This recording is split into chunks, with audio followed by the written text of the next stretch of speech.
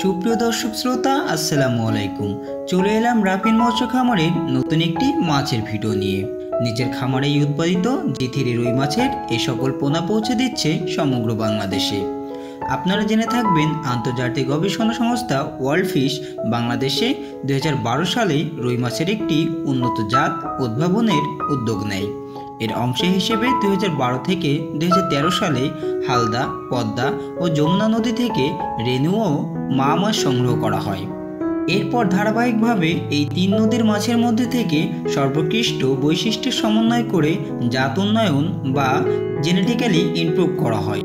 এভাবে প্রথম ও দ্বিতীয় প্রজন্মের পর সর্বশেষ তৃতীয় প্রজন্ম বা G3 জাত উদ্ভাবন করা হয় এবং বেশ কিছু হ্যাচারিতে এই মাছ অবমুক্ত করা হয়। হ্যাচারির পাশাপাশি খামারিদের কাছে অবমুক্ত করা হয় G3 রুই মাছ। পরীক্ষা শেষে G3 রুইয়ের খামারগুলিও বৃদ্ধির দিক থেকে প্রথম স্থান অর্জন করে এবং সব খামারের গড় হিসাবে নদীতে উৎপন্ন অনুন্নত রুই থেকে 37% বেশি বৃদ্ধি পায়। এরপর থেকে ব্যাপক হারে চাষ করছেন G3 রুই মাছ এবং চাষিরাও দেখছেন লাভের মুখ।